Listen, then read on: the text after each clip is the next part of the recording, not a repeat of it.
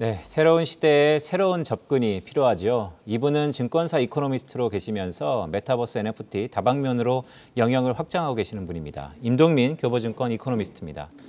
안녕하십니까? 안녕하십니까. 오랜만에 뵙습니다. 네. 일단 글로벌 주식 시장 진단부터 좀 여쭤볼까요? 어떨까요?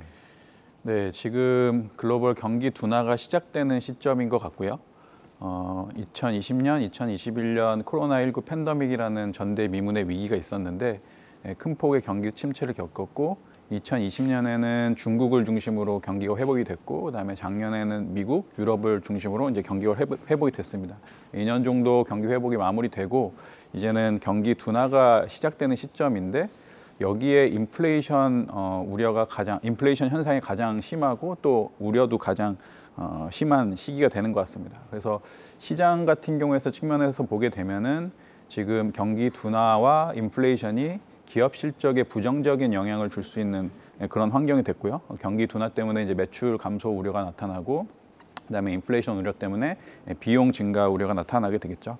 그래서 그 기업의 기업 실적이 하향 조정되는 그런 환경들에 놓여져 있고 그리고 연준이나 중앙은행들이 이제 금리 인상을 시작하는 좀 통화 긴축 정책을 시작하는 시점에 놓여져 있고 여기에 따라서 이제 금리 상승이 나타날 수 있고 이런 점들이 이제 지금까지 누적되어 있었던 부채를 좀 부실화시킬 수 있을지 또 금융 스트레스를 좀 가중시킬 수 있을지 뭐 이런 것들이 굉장히 우려가 되는 상황이죠.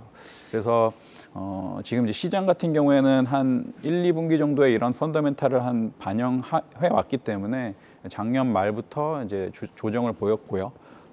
앞으로 이런 문제들이 해결이 될지 아니면은 조금 더 우려가 될지라는 점들을 이제 주목해 있는 상황으로 보여집니다.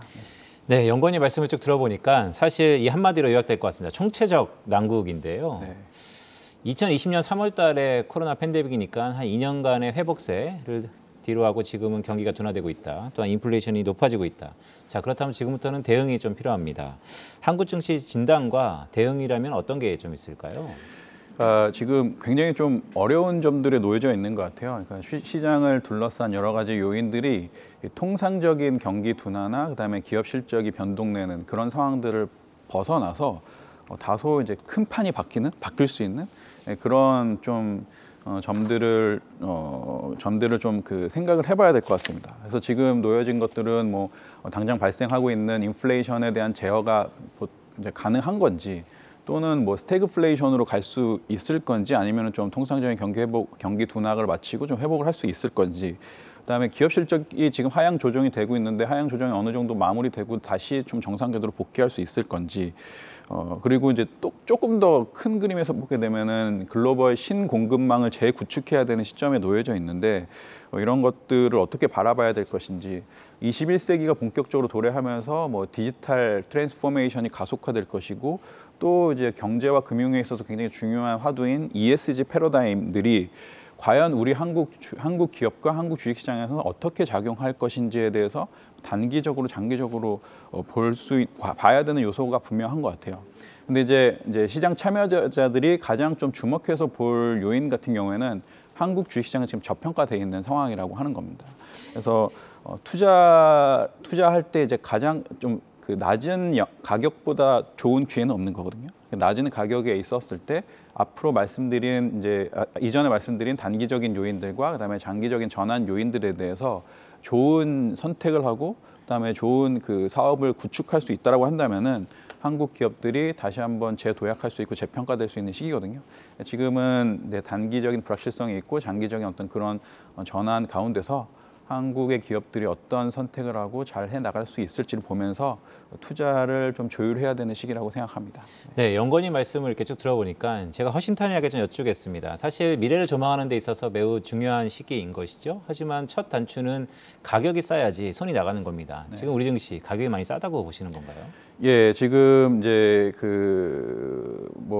흔히 얘기하는 순자산 가치 대비해서 1배 미만 내외 좀 약간의 이제 어떤 부실 자산이나 이런 것들의 평가에 따라서 다르겠지만 1배 내에 소폭 1배를 좀 하회하는 수준에 놓여져 있기 때문에 이거는 이제 명실상부하게 저평가되어 있는 상황으로 볼 수가 있게 되겠죠. 기업의 어떤 뭐 매출이라든지 그 영업이익이나 순이익 같은 경우에는 경기 상황에 따라서 변동성이 있기 때문에 이 변동성이 큰 그 실적에 따라서 변동성이 큰 밸류에이션 지표라고 할 수 있겠지만 추천자산 가치가 1배 내외 좀 소폭의 1배를 하회하고 있다는 점들은 분명히 이제 저평가되고 있는 상황들이라는 거죠. 근데 이 부분을 어떻게 이제 다시 한번 해석을 해보면은 이제 너무 저평가되어 있는 요인들이 있어서 제대로 된 어떤 그 전환을 못 해내고 있다라는 이제 시장의 평가로서 볼 수가 있겠지만 제 생각에는 한국의 기업들이 50년 동안 굉장히 좀 빠르게 괄목할 만한 성장을 보였었고 지금까지 구축된 전 세계 세계화된 그 밸류체인 상에서 그 굉장히 중요한 역할을 해왔었거든요. 이런 점들을 앞으로 이제 그 찾아낼 것이라고 생각하고요. 그런 것들에 대해서 이제 그 사업을 찾아내고 또 성과를 낸다라고 한다면 지금은 이제 재평가될 수 있는 여지가 있겠죠. 네, 연구원님 말씀에 참 중요한 얘기가 한 두 가지 정도 있었습니다. 첫 번째로는 지금이 바닥인지는 모르겠지만 바닥권에 근접했다라는 말씀을 첫 번째 주셨고요.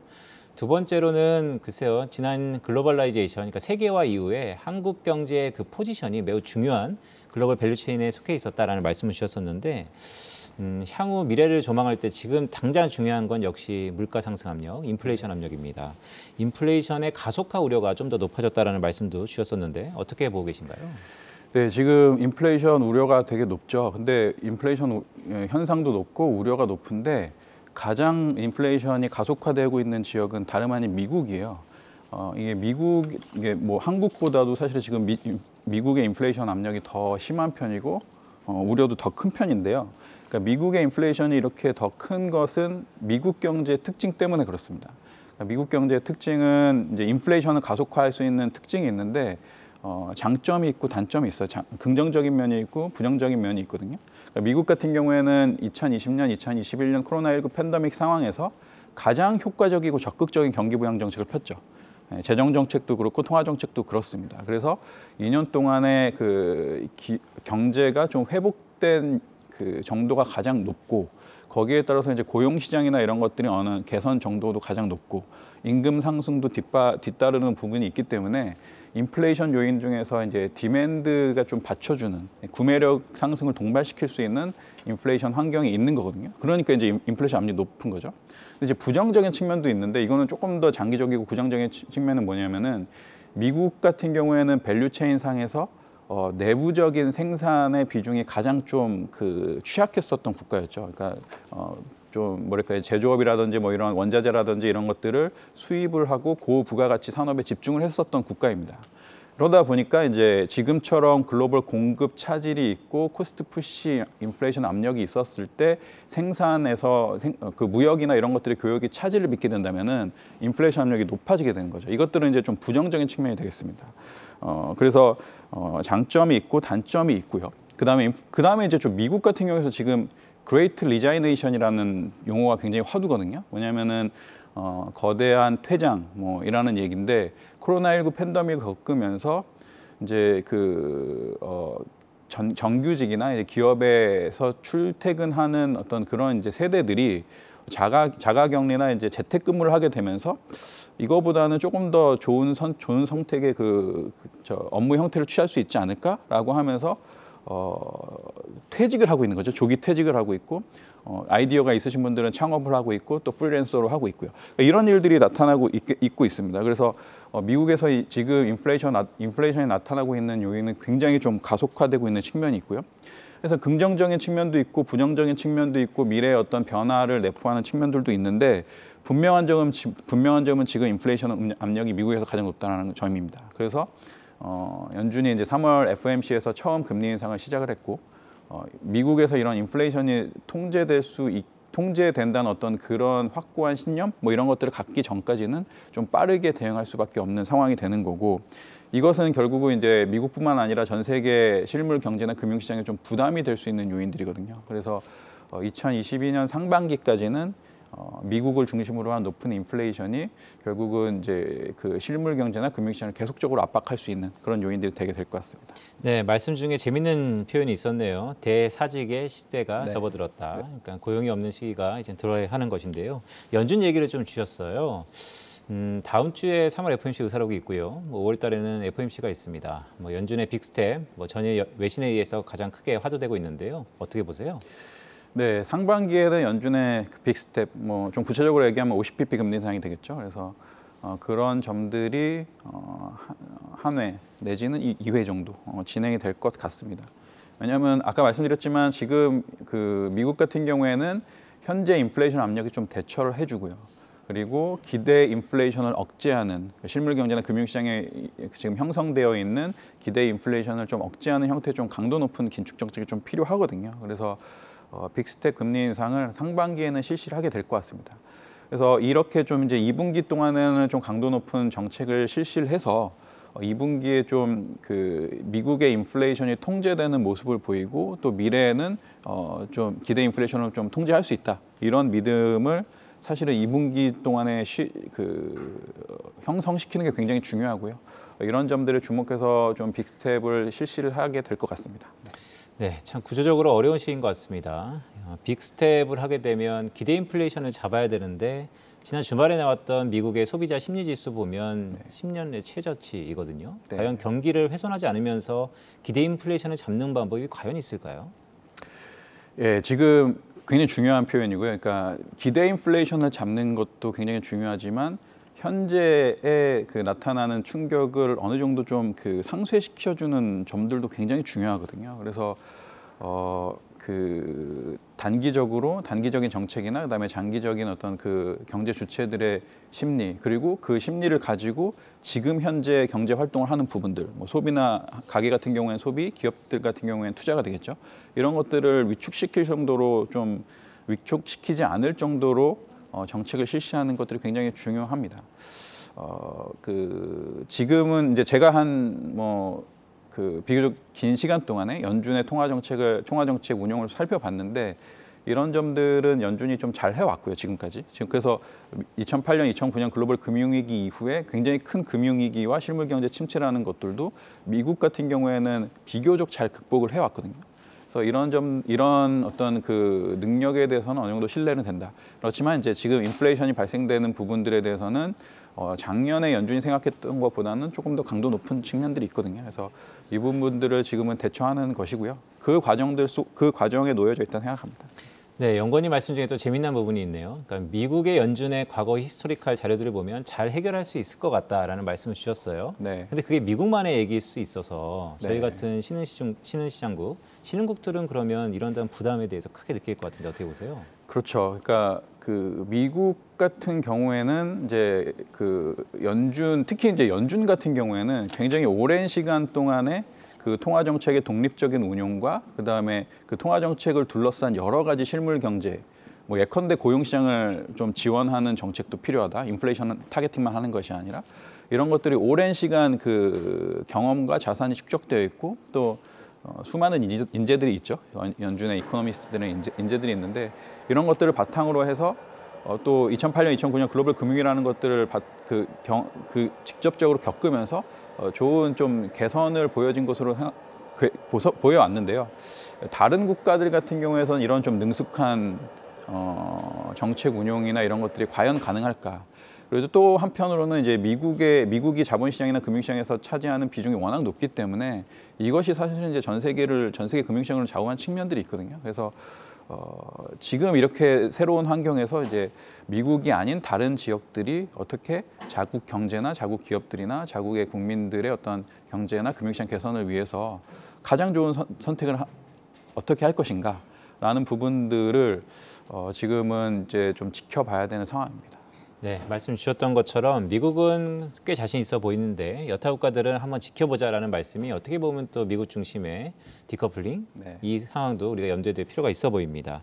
좀 시계를 좁혀볼까요? 그렇다면 인플레이션의 압력을 느낄 수 있을 만한 지표들이 있다면 어떤 게 좀 있을까요? 네, 지금 그 이번 주에 미국의 연준의 그 인플레이션 타겟으로 설정을 하고 있는 근원 PCE 물가가 발표되거든요. 그래서 2월 지표가 발표가 되는데 전월비 0.4%, 전년비 5.5%입니다. 굉장히 높은 수준으로 계속 인플레이션이 가속화되고 있는 모습을 보여주고 있고요. 그다음에 3월 고용 지표가 발표되는데 고용 지표가 발표될 때 미국의 시간당 평균 임금도 발표가 되거든요. 똑같이 0.4% 전월비 그리고 전년비 5.5%가 예상이 됩니다. 임금 상승도 높은 수준으로 진행이 되고 있는 거죠. 여기에다가 뭐 ISM 그 미국 기업들의 구매 심리라든지 그리고 1월 달에 미국의 대도시 주택 가격이 전월비 1.5%, 전년비 18.7% 이렇게 모든 영역에 있어서 인플레이션이 좀 가속화되는 것들을 살펴볼 수가 있을 것 같아요. 이런 지표들을 보게 되면은 아마도 이제 저희가 지금 계속 확인할 수 있듯이 연준의 인사들이 좀 빅스텝 금리 인상을 좀 지지하는 그런 발언들 이런 것들이 좀 나올 수 있는 여건이 될 것 같습니다.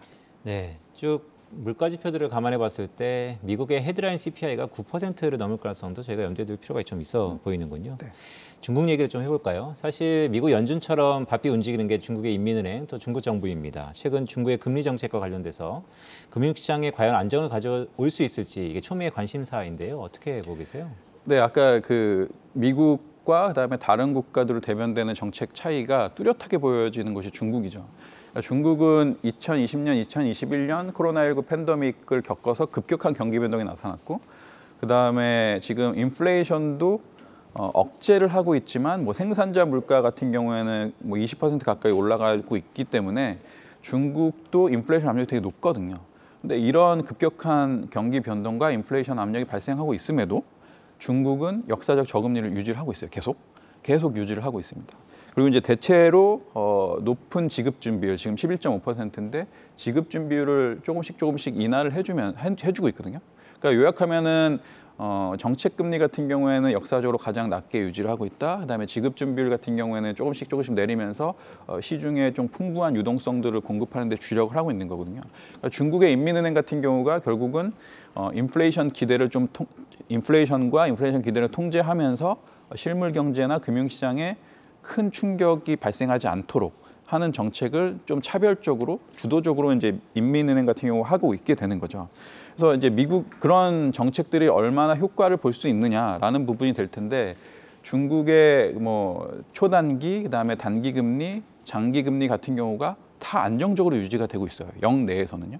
그러니까 이렇게 보면은 이제 중국 같은 경우에는 인플레이션이 통제될 것이다. 그다음에 기대 인플레이션이 너무 높아지지 않을 것이다.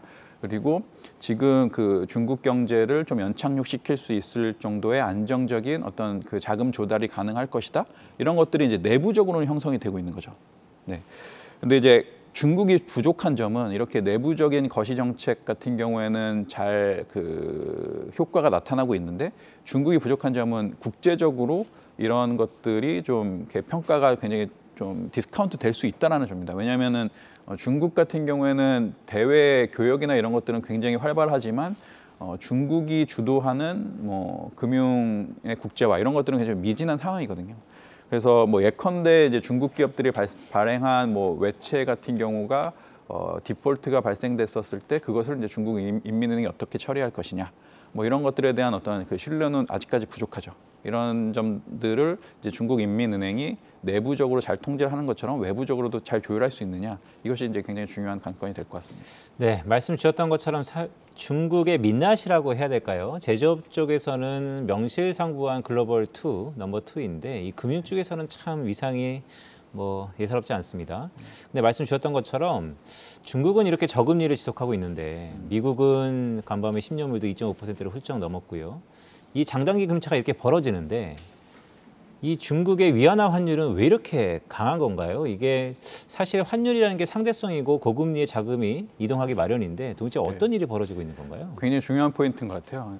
그러니까 저는 사실상 지금 달러와 위안화는 거의 패그된 영향들을 보여주고 있는 고정 환율제와 거의 유사한 정도로 환율 변동성이 나타나고 있지 않거든요.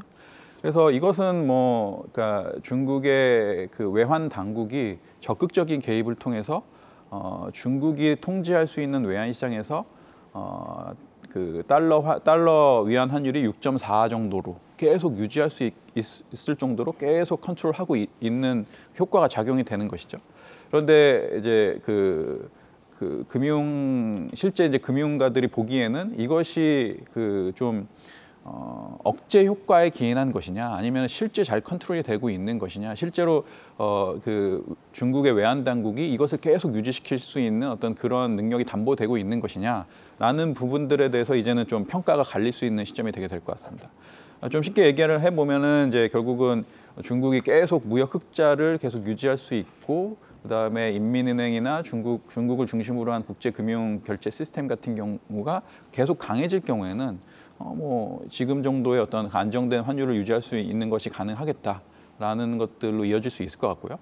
반대로 지금은 내부적으로 그 위안화가 자금 유출되려는 어떤 그런 요인들도 있고, 그다음에 중국의 무역 수지가 흑자를 유지하는 것이 아니라 뭐 악화될 수 있는 소지도 있게 되는데, 이것이 고시 환율만 컨트롤하고 있는 것이 아니냐라는 어떤 그런 그 회의적인 시각도 존재할 수 있게 되는 것이죠. 지켜봐야 될 것 같습니다. 네, 저는 지금 이 전망이 어떻게 보면 제도권에 있는 이코노미스트가 가장 중요한 전망인 것 같습니다. 결국 위안화 환율의 향방인데요. 지난 2015년도에 이렇게 가다가 달러 위안이 7리를 넘으면서 위안화 발작, 글로벌 큰 충격이 있었습니다. 말씀 주셨던 것처럼 중국이 무역적으로는 아직까지 좀 좋은 것 같습니다. 외환 보유국도 상당 부분 있는 것 같고요. 어떻게 보세요? 과거 2015년처럼 위안화 발작 가능성이 높다고 보세요? 아니면 이번에 좀 다를 수 있다라고 어떤 쪽에 좀 더 무게를 두고 계신가요? 저는 지금은 중국이 그러니까 지금까지에 구축되어 있었던 뭐 글로벌 교역이나 이런 것들에 의해서 대외 건전성이 유지되고 있는 것을 이제 그것을 가지고 금융을 좀 위안화 국제화라든지 뭐 이런 것들을 좀 강화하는 어떤 그런 것들이 가시화될 수 있는 상황이라고 생각이 돼요. 그러니까 지금 보면은 러시아와 우크라이나의 지정학적 갈등 상황에서 이제 중국 같은 경우가 러시아의 어떤 천연가스를 수입해주는 그런 결정을 하게 됐고요. 그다음에 위안화로 결제해주는 어떤 그런 것들이 나타나게 됐고, 그다음에 중국을 중심으로 해서 형성되어 있는 밸류체인 같은 경우에는 러시아가 부족한 부분을 조금 메워줄 수 있는 그런 밸류체인들이 가지고 있거든요. 그래서 예전보다는 분명히 이제 능력이 개선될 것은 많이 있다. 그렇지만 완전히 투명하진 않다. 그리고 이제 국제적인 어떤 이런 경제와 금융시장을 보는 사람들의 생각은 다 똑같거든요. 그러니까 중국이 계속 이런 그 안정된 상태를 계속 유지할 수 있을 것인가라는 부분에 대해서는 이제 그 의문을 가질 수밖에 없기 때문에, 이 부분에 대해서 이제 중국의 뭐 정부라든지, 그다음에 중국의 그 인민은행이라든지, 그다음에 그 정부와 그 인민은행으로 중심으로 형성되어 있는 이제 금융망, 이런 것들이 어떤 정도의 신뢰감을 보여줄 수 있을 것인가라는 부분들을 좀 가늠을 해야 되겠죠. 지금은 조금씩 그 능력을 갖춰지고 있는 상황인데, 이 그 중국의 어떤 당국들이 감내할 수 없을 정도의 충격이 예컨대 온다면 그때도 이 정도로 유지할 수 있을까라는 부분들은 사실 이거는 쉽게 단언할 수 있는 부분은 아닐 것 같습니다. 네, 말씀 주셨던 것처럼 쉽게 단언할 수 없는 국면인 건 사실인 것 같습니다. 하지만 헤게모니 싸움에 상당 부분 변화가 있다는 것은 인지할 필요가 있어 보이는데요. 자, 구조적인 진단은 끝났으니까 이제 향후 미래 먹거리에 대해서 얘기 좀 해보죠. 네. 연건이 재밌는 보고서가 있었어요. NFT의 이코노믹스. 저도 이 부분에 참 관심이 많은데 전반적으로 어떤 내용인가요? 네, NFT라는 것들이 대체 불가능한 토큰이고요. 뭐 블록체인과 암호 자산 영역에서 중심으로 나타나는 기술이자 금융 활동이었어요. 그래서 재작년에 활발하게 나타났었던 활동이었는데, 이것이 이제 그 점차 전통 경제와 전통 금융 시장에서도 워킹할 수 있는 그런 환경이 되게 될 것 같습니다. 저번 주에 제가 재밌는 변화를 본 게 있는데, 골드만삭스에서 디지털라이제이션이라고 하는 심층적인 어떤 웹사이트를 열어가지고 메타버스라든지 NFT라든지 그다음에 디지털라이제이션이라든지 이런 부분에 대해서 아주 좀 그 무게감을 줘서 이제 웹사이트에 공시를 했더라고요. 연건님 말씀 중에 네. 저도 그 부분은 봤는데요. 네. 이게 어떻게 보면 골드만삭스가 전통 시장의 가장 중심에 있는 회사인데 네. 이런 변화는 어차피 우리가 피부적으로 느끼지 못하는 거지 완전히 이제 바뀌었다라는 것을 뭐 자명할 수 있는 팩트 아닌가요? 네, 그 골드만삭스는 그 세계 최고의 투자은행이라고 볼 수가 있겠죠. 투자은행 같은 경우에는 상업은행과는 달리 좀 이렇게 미래 활동을 위한 자본 조달에 좀 필요한 기능을 제공하는데 가장 높은 경쟁력을 보유하고 있는 금융 기업이라고 생각이 되거든요. 그렇게 이제 평가가 되고 있고요. 그래서 골드만삭스가 이제 디지털라이제이션과 그다음에 그 디지털라이제이션에 대한 구체적인 어떤 그런 움직임으로 뭐 메타버스라든지 웹 3.0이라든지 그리고 그 부분에 대해서 좀 그 탈중앙화된 기술과 금융의 툴을 제공할 수 있는 NFT라든지 뭐 이런 부분들에 대해서 언급한 부분들은 굉장히 이제 중요한 변화가 될 것이 분명히 보입니다. 보고서 중에 보니까 웹 1.0과 2.0을 넘어서 웹 3.0이라는 환경이 도래할 거다라는 말씀을 주셨어요. 우리 시청자분들 웹 3.0 물론 잘 아시는 분도 계시겠지만 좀 더 쉽게 설명해 준다면 어떤 변화가 있는 겁니까? 그러니까 이 정보통신과 그다음에 정보통신이 인터넷을 통해서 전 세계적으로 연결되는 어떤 그런 경제를 꿈꾸고 실현해온 것이 사실은 이제 웹 패러다임이라고 볼 수가 있게 될 것 같거든요. 그래서 웹 1.0 같은 경우에는 이제 1960년대, 70년대의 그런 주도적인 흐름이었는데 이때는 이런 어떤 그런 비전을 가지고 정보와 지식의 기록과 저장에 초점을 맞춘 거죠. 그래서 이제 그때 애플이라든지 마이크로소프트라든지 그다음에 뭐 삼성전자라든지 도시바라든지 이런 기업들이 시작이 됐고 지금까지도 굉장히 중요한 기업으로 남아 있죠. 웹 2.0 시대는 뭐냐면은 이 인터넷을 통해서 이런 정보와 지식들이 연결되고 활용될 것이다 라는 부분들을 보게 되면서 이제 1990년대에 주로 창업된 기업들이죠. 아마존이라든지 그다음에 구글이라든지 페이팔이라든지 그리고 조금 늦었지만은 뭐 그 페이스북 같은 기업들도 정보와 지식의 기록과 연결에 초점을 맞춘 기업들이 될 것 같습니다. 지금까지도 굉장히 중요한 기업으로 남아 있죠. 앞으로 웹 3.0 같은 경우에는 이 정보와 지식의 소유와 공유를 통해서 새로운 경제적인 어떤 현상들을 만들어내는 그런 상황이 되게 될 것 같습니다. 그래서 현재 모든 기업들이 직면하고 있는 그런 환경이고요. 좀 이제 최근에 창업된 기업들 같은 경우 보게 되면은 뭐 에어비앤비, 우버라든지 그다음에 얼마 전에 이름을 메타로 바꾼 메타. 페이스북이 메타로 바꾼 메타, 그리고 비트코인, 이더리움, NFT 뭐 이런 것들이 이제 웹 3.0 환경에서 굉장히 중요한 역할을 할 수 있는 기업들이자 프로젝트가 되게 될 것 같습니다. 그래서 이런 기업들이 지금 이제 웹 1.0과 2.0에서 시작되었었던 기업들이 지금까지도 굉장히 중요한 기업들이고 기업 가치 평가가 높아진 것처럼 웹 3.0을 보면서 이제 흐름을 보면서 시작된 기업들이 앞으로 그렇게 될 수 있는 환경에 놓여져 있다고 하는 거죠. 투자하기에 굉장히 중요한 초기에 좋은 시점이 되게 될 것 같습니다. 네, 웹 3.0 시대가 열렸다라는 말씀으로 오늘 마무리하겠습니다. 오늘 장시간 제가 어려운 질문도 좀 많이 드렸는데 고맙습니다. 오늘 임동민 교보증권 이코노미스트였습니다. 연구원님 고맙습니다. 감사합니다.